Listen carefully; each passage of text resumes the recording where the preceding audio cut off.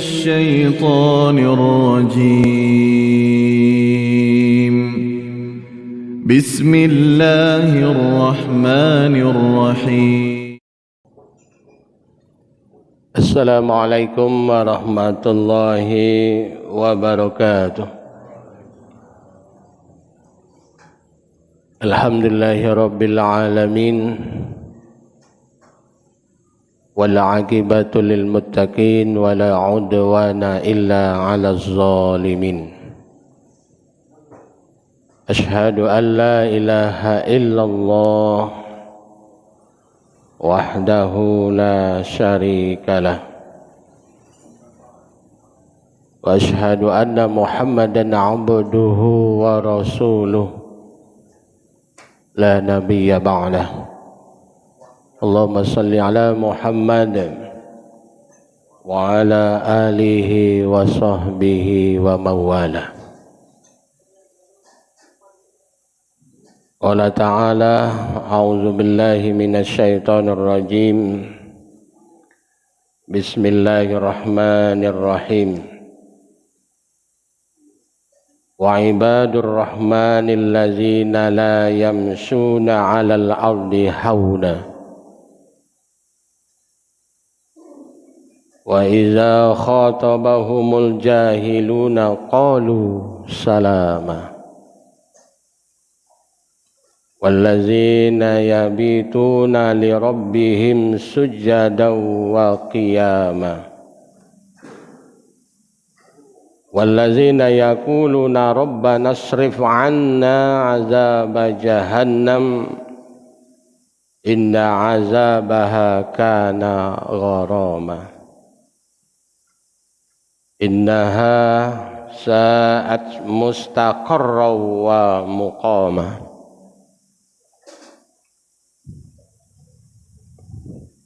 Bapak Ibu jamaah salat subuh Masjid Raya yang dimuliakan Allah,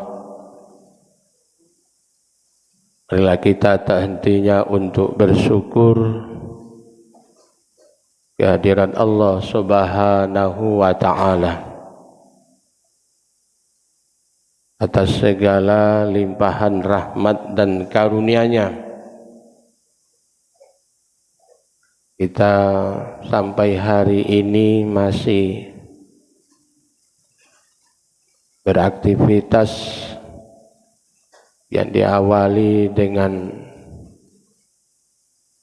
melaksanakan ibadah salat.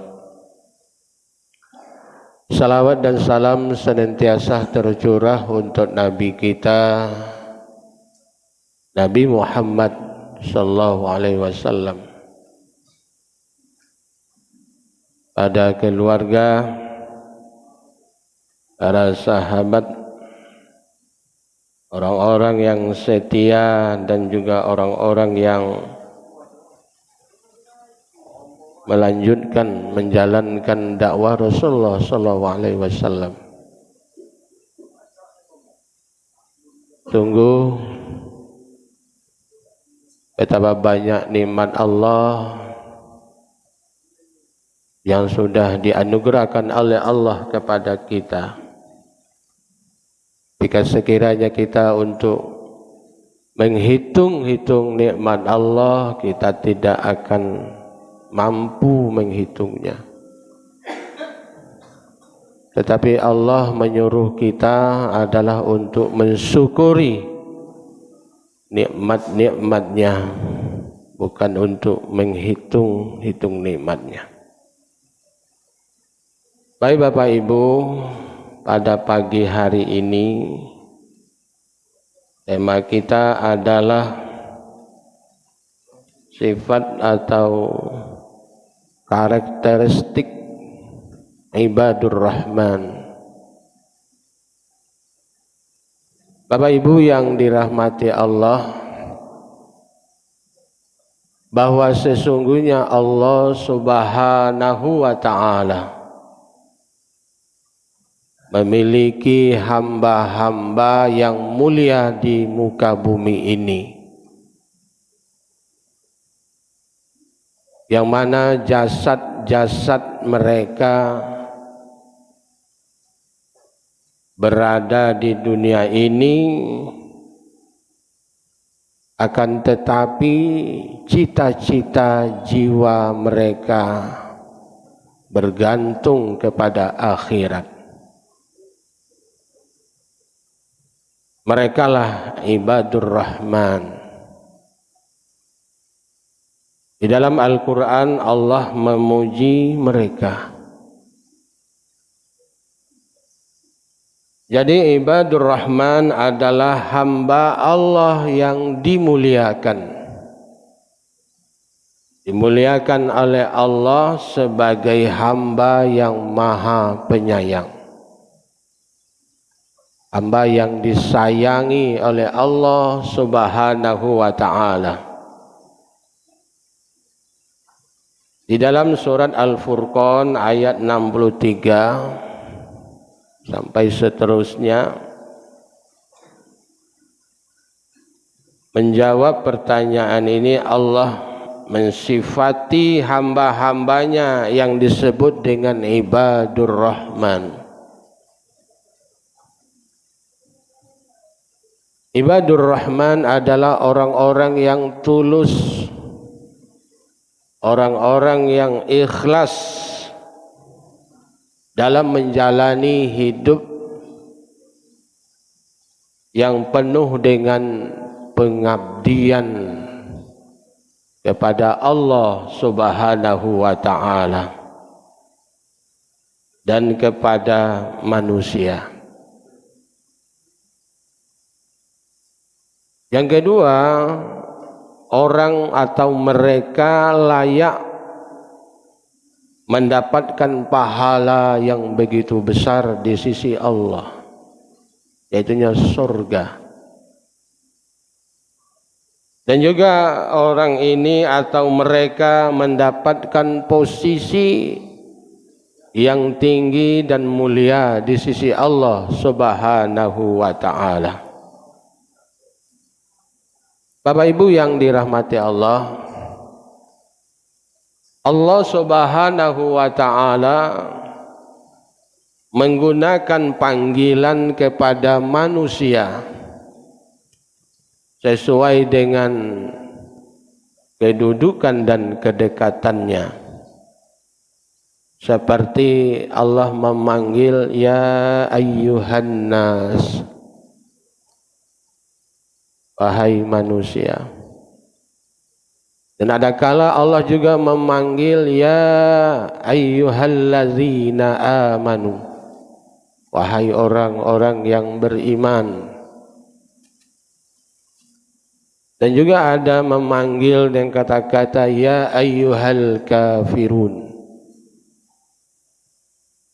Allah memanggil wahai orang-orang yang ingkar, orang-orang kafir. Salah satu Bapak Ibu panggilan mesra, panggilan akrab kepada manusia, Allah memanggil ya ibadi, wahai hamba-hambaku. Bapak Ibu yang dirahmati Allah, penggunaan kata abdun atau hamba adalah untuk manusia yang mulia, manusia yang terhormat di sisi Allah Subhanahu wa ta'ala. Allah pun menyebut hamba-hamba yang dikasihi oleh Allah dengan ibadur rahman. Di dalam Al-Quran surah Al-Furqan ayat 63 sampai ayat 77. Yang pertama, siapakah sesungguhnya ibadur rahman itu adalah allazina yamsuna 'alal ardi hauna. Mereka apabila berjalan di muka bumi dengan rendah hati. Hauna. walaupun meskipun dia berkelimpahan dengan materi, walaupun dia mempunyai kedudukan yang tinggi,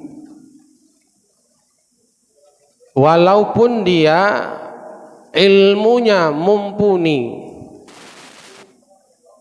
dengan itu semua dia tidak berbangga diri, tetapi mereka mempunyai penuh sifat empati. Jadi yang pertama ini Bapak Ibu, walaupun mereka bergelimang dengan harta kekayaan, sugih, harta banyak, ibarat kata orang 7 keturunan tidak habis dengan harta mereka, namun mereka selagi kakinya meminjakkan bumi ini,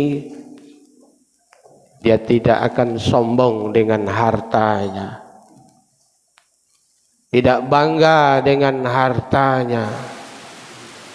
Itulah mereka yang disebut dengan ibadur rahman, orang-orang yang disayangi oleh Allah. Tidak seperti orang-orang yang OKB, orang kaya baru dikit diberi harta materi, dianugerahkan oleh Allah, telah mulai berubah sikapnya. Biasanya ramah, sekarang tidak ramah lagi, tidak kelas untuk bergaul.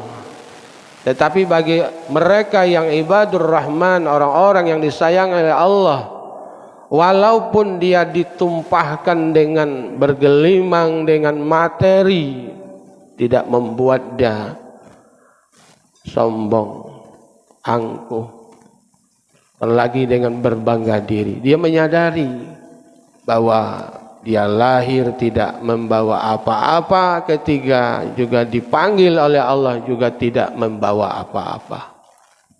Itulah ibadur rahman. Kalau dia berilmu, mungkin barangkali sekolahnya tinggi, sudah bergelar sarjana, S1, S2, S3, sekolahnya sampai ke luar negeri, tidak membuat dia sombong, takabur dengan ilmu yang sudah dimiliki. Itulah ibadur rahman. Kemudian orang-orang yang disebut dengan ibadur rahman itu adalah orang-orang yang tidak tinggi hati. Ya, walaupun ada jabatan, setinggi apapun jabatan itu lama-lama mungkin berhenti juga. Tak lama-lama tidak jadi pejabat. Setinggi apapun jabatan itu selama-lamanya itu akan berhenti juga. Setidak-tidaknya pensiun. Jadi tidak ada yang dibanggakan, yang disombongkan, setinggi apapun jabatannya. Tidak mau dia berbangga diri.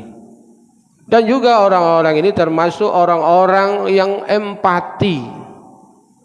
Empati ini adalah ikut merasakan apa yang dirasakan oleh orang lain, terutama penderitaan, kesulitan. Tidak hanya simpati saja, tetapi mempunyai nilai yang penuh dengan empati, ikut merasakan apa yang dirasakan oleh orang lain.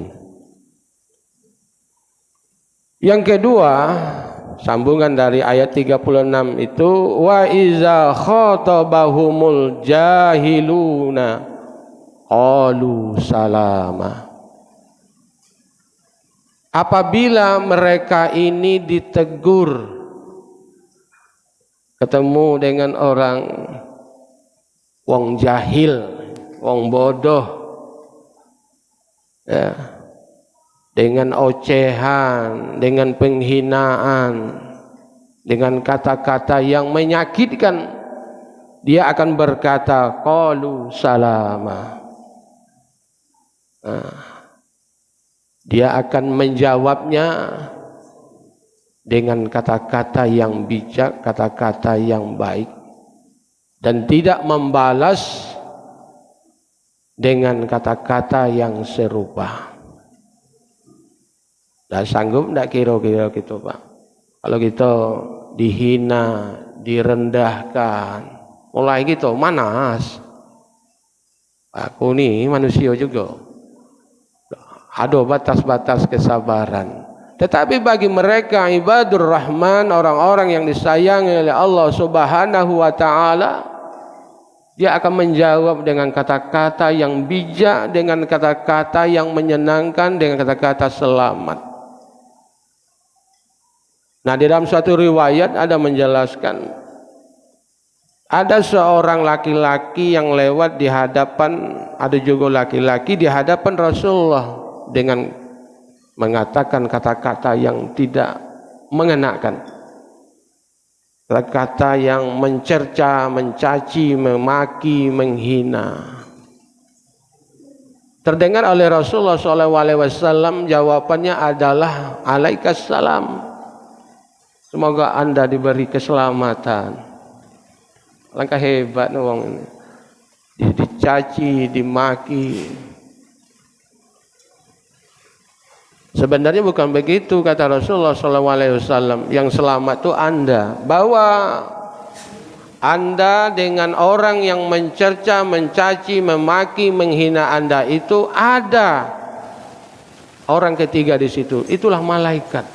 Jangan kalau kita tidak basing-basing ngomong itu, ada malaikat di samping kita tuh. Ya. Ada yang terbaik itu adalah orang-orang yang menjawab dengan kata-kata yang baik, bahkan memaafkan. Lihatlah waktu Rasulullah dicaci, dimaki, semakin dicaci, dimaki, dihina dan direndahkan, semakin kuat untuk memaafkan. Wong enggaklah wong bodoh, wong jahil, wong tidak mengerti, wong tidak paham, dimaafkan. Inilah ibadur rahman. Apabila ada orang yang mencaci, jangan langsung kita membalasnya, karena mereka telah memalukan saya. Tidak ada lagi raih saya di hadapan orang banyak, mempermalukan saya. Tidak seperti itu. Orang atau mereka ibadur rahman, dia akan menjawab dengan kata-kata yang menyenangkan, malah mendoakan semoga diberi petunjuk oleh Allah Subhanahu wa taala. Yang ketiga, wallazina yabituna li rabbihim sujjadan wa qiyamah. Yaitu orang-orang yang melewati malam hari dengan sujud, berdiri karena Allah. Itulah salat malam. Yang mana biasanya malam hari itu wong enaknya tidur. Nah, dia bangun. Dia bangun takut. Saking takutnya dia kepada Allah akan azab Allah Subhanahu wa taala. Di dalam surat Sajadah dijelaskan, tatajafa junubuhum 'anil madaji'. Lambung mereka jauh dari tempat tidur mereka. Tidak tidur di waktu biasanya orang tidur. Dia nak tidur malam ni, nak tidur siang bagawe. Tetapi bagi hamba-hamba Allah yang disayangi oleh Allah, sujada wa qiyam, mereka berdiri di waktu orang-orang sedang asik nyenyak tidur. Dia bangun dengan mencurahkan segala keluh kesahnya, mengadu kepada Allah Subhanahu wa taala. Mudah-mudahan kita termasuk orang-orang tidak tidur malam tiap malam itu. Hari-hari yang dilewati di malam hari itu dengan bersujud, ya berdiri untuk melaksanakan ibadah sholat malam. Kalau tidak tiap malam, sekali-sekali jadilah. Jadi orang-orang yang berharap kepada Allah agar dijauhkan dari azab jahanam, saking ngerinya menurut riwayat-riwayat yang dijelaskan oleh Al-Quran dan hadis itu, saking ngerinya azab jahanam itu. Kemudian yang berikutnya, wallazina yaquluna rabbana asrif 'anna azab jahannam inna azabaha kana gharama. Bangun di tengah malam, dia meminta kepada Allah, ya Allah, jauhilah kami dari azab jahannam. Karena kata Allah, inna azabaha kana gharama. Karena jahanam itu adalah tempat kebinasaan yang kekal. Jadi kalau menurut riwayat-riwayat hadis itu menjelaskan bahwa neraka jahanam itu adalah tempat seburuk-buruknya tempat, seburuk-buruknya kediaman. Neraka jahanam. Salah satunya adalah orang-orang yang semasa hidup di dunia ini, orang yang bergelimang dengan dosa-dosa, tidak sempat untuk bertaubat kepada Allah Subhanahu wa taala. Apalagi berlaku perbuatan syirik kepada Allah Subhanahu wa taala. Jadi, marilah kita bersama-sama selalu berlindung kepada Allah, berdoa kepada Allah agar dijauhi dari azab jahanam, di mana neraka jahanam itu adalah seburuk-buruk tempat kembali. Kalau menurut riwayat itu, Pak, nanti setelah sampai di pintu jahanam itu, nanti kita akan disuguhkan, bukan lontong ini disuguhkan, ya, bukan sarapan seperti ini yang akan disuguhkan setelah tiba di neraka jahanam, tetapi adalah racun ular hitam kalajengking. Kalau menurut cerita itu, riwayat itu, setelah dia meminumnya, tubuhnya, kulitnya, rambutnya hancur, kalau mengerikan. Jadi saking luar biasanya azab jahanam itu, ular kalajengking itu tidak sanggup juga berlama-lama ya untuk hadir di situ. Dia harus kembali ke tempatnya, saking panasnya api yang membara azab jahanam. Jadi disediakan bagi orang-orang yang pertama adalah orang-orang berlaku syirik kepada Allah Subhanahu wa taala. Ya, artinya, Pak, dia menyembah Tuhan selain setara dengan Allah Subhanahu wa taala. Nyembah Tuhan juga, sholat juga, ibadah juga, tetapi ada juga Tuhan selain Allah. Syirik namanya. Rajin rukuk, rajin sujud, tapi rajin juga ke dukun batanya. Ini orang-orang ini. Berarti unonya. Dalam hadis dijelaskan juga 40 hari kalau rajin datang ke dukun, bertanya ke dukun, percaya apa yang dikatakan oleh dukun itu, 40 hari ibadah sholat kita tidak diterima. Cak mana kalau rutin itu, nak sekali seminggu, nak sekali sebulan datang ke dukun, tak akan diterima sholat kita, ibadah kita oleh Allah Subhanahu wa taala. Jadi jangan berselingkuh dengan Tuhan yang lain. Tidak ada Tuhan kecuali hanya Allah satu-satunya yang berhak untuk disembah, untuk ditauhidkan. Ya, di zaman yang canggih, zaman ini Bapak Ibu, masih juga orang menekuni dia, walaupun dia rajin rukuk, rajin sujud, tapi kedukun rajin juga. Nak minta apa? Ya macam-macam lah sesuai dengan kebutuhan. Kan tadi Tuhan suruh minta baik aku, tidak usah minta ke selain Tuhan yang lain. Nak minta kayu, nak minta pelaris, nak minta apa macam-macam. Ya. Itulah salah satunya. Yang kedua, pendosa-pendosa yang tidak sempat untuk bertaubat kepada Allah. Mudah-mudahan kita dijauhkanlah. Kalau kita memang Allah Tuhan kita, cukup Allah saja untuk tempat meminta, untuk mencurahkan segala apa yang ada di dalam hati kita. Mengeluhlah kepada Allah Subhanahu wa ta'ala.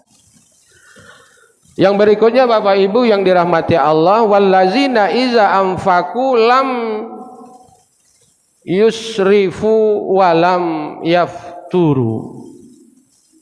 Adalah mereka yang membelanjakan hartanya lam yusrifu, tidak boros, tidak berlebih-lebihan, walam yaqturu, dan tidak pula kikir. Artinya Bapak, kalau kita ada memang rezeki penghasilan itu tidak 5 juta, tidak kado kita ini berzakat, berinfak 10.000, ya itulah kisit ego gitu namanya. Apalagi penghasilannya 10 juta sebulan, masuk duit, masuk kota hanya 1.000. Tidak sesuai itu, tidak sesuai. Berapa yang dianugerahkan oleh Allah kepada kita juga tidak boleh berlebihan. Dapat penghasilan 5 juta, aku tidak bersedekah 3 juta. Tidak juga boleh berlebihan. Dan juga walam yaqturu, tidak boleh kisit, tidak boleh kikir, apalagi mengurangi hak-hak keluarga. Dikurangi belanja. Ya. Kisitnya dia dengan keluarga, tapi dengan uang lain dia boros. Ini ada juga manusia model itu. Dengan uang lain dia boros. Diambur-hamburkan berduit, apalagi kalau ada uang ngantenan, ada pakai organ tunggal, nyawer duit 100, nah solek ke kebiduan itu. Sementara dia memberikan hak-hak keluarganya kisit nian, pelit nian, dati duit. Piti ndak doh. Disuruh-suruhan piti. Tapi untuk kepentingan yang tidak prioritas, mereka berhambur-hamburan. Jadi Bapak Ibu, hamba-hamba ibadur Rahman itu adalah hamba-hamba yang membelanjakan, menginfakkan hartanya dan tidak berlebih-lebihan, apalagi hal-hal yang berkaitan dengan kebutuhan, contohnya belanja ke mall, hambur-hambur duit. Kadang-kadang tidak prioritas, sampai di rumah tak pakai tidak, tak makan tidak, tak buang mubazir. Banyak kejadian seperti itu. Apa dia ngomongi? Dia berbangga, sen banyak. Masih banyak sen ini. Ada juga ngatai sombong tadi, sennya tidak berseri lagi. Tak hati, sen itu pasti berseri galo, Bapak Ibu. Ya, ada nomor serinya itu.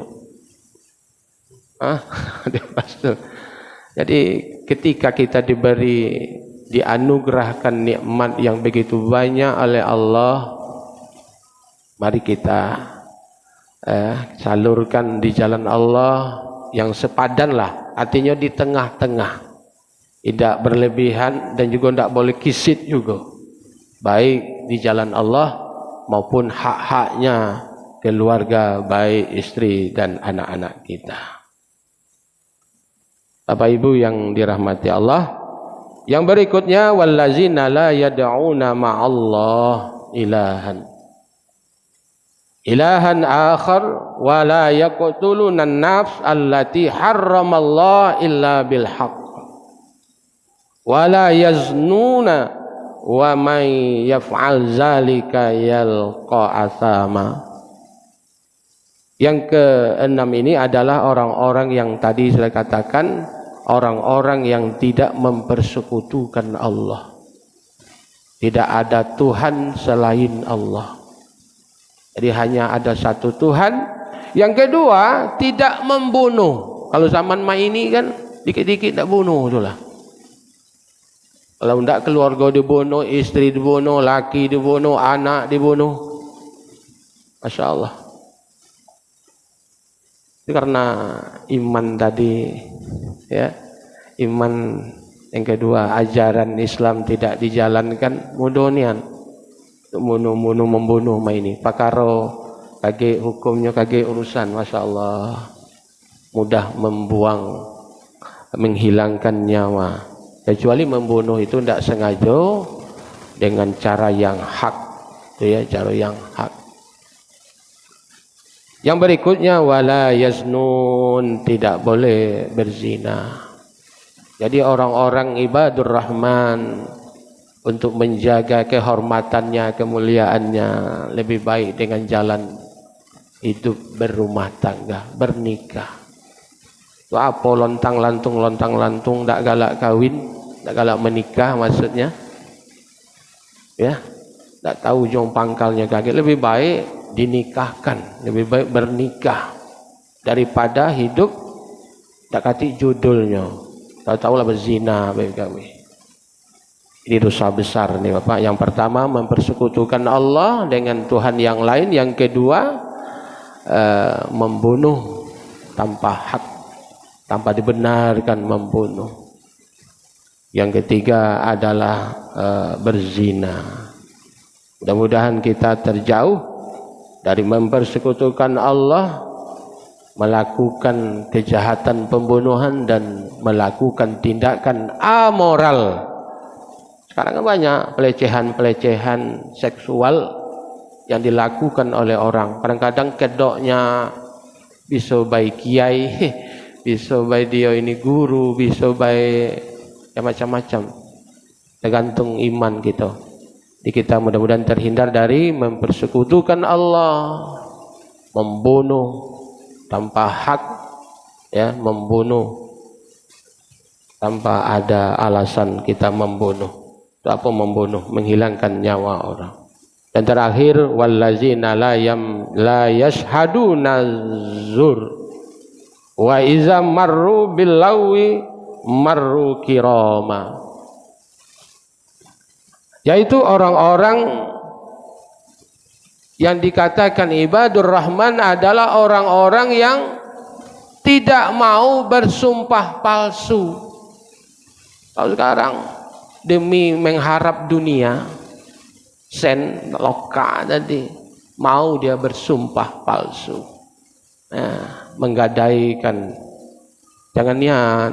Kalau kita mau dipanggil ibadur rahman, hamba-hamba yang disayang oleh Allah, tidak usah Pak. Kalau kita tidak ngerti, kalau kita memang tidak soheh, kita menyaksikan itu, jangan coba-coba kita ini mudah-mudah melakukan sumpah palsu.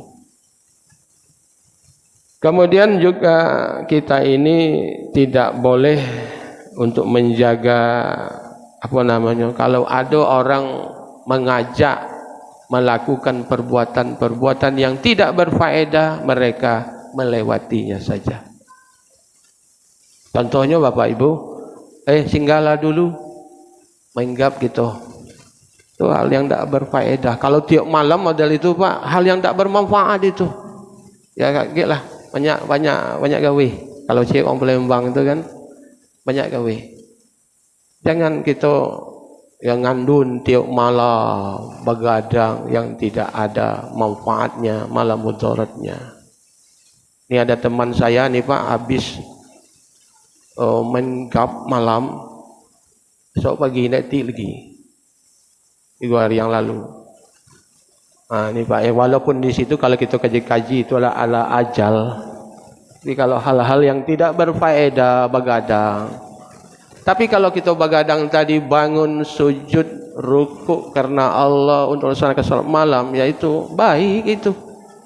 Ya, husnul khotimah yang dia dapat. Tapi kalau begadang yang tidak ada manfaatnya, mudaratnya, kita jauhilah. Apalagi kalau usia sudah berkali-kali sudah sampaikan sudah larut, lah senjau umur tu, lah 60, lah 70 masih juga nak nuruti cara anak-anak muda. Ayolah, kita seharusnya semakin dekat kepada Allah. Karena jalan kita semakin dekat kepada kematian. Nah, yonian. Bapak Ibu yang dirahmati Allah, mudah-mudahan apa yang kita sampaikan pada kesempatan ini, karena siang ini banyak sekali yang kita sampaikan sebenarnya ini, ciri-ciri atau karakteristik hamba-hamba Allah yang disayang oleh Allah. Mudah-mudahan kita termasuklah dan berusahalah giat untuk bisa menjadi hamba-hamba yang disayang oleh Allah, di mana posisinya, kedudukannya tinggi di sisi Allah. Allah memberikan hadiah kepadanya adalah berupa surga di sisi Allah Subhanahu wa ta'ala. Bahwa surga itu adalah tempat penginapan yang sebaik-baiknya. Sebaliknya tadi, jahanam itu adalah tempat seburuk-buruknya tempat kembali, tempat berdiam. Tidak akan sanggup kita.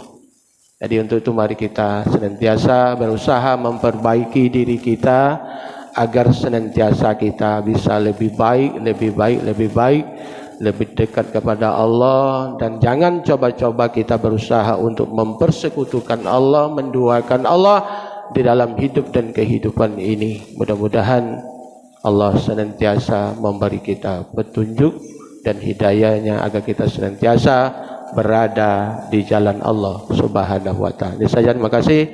Assalamualaikum warahmatullahi wabarakatuh.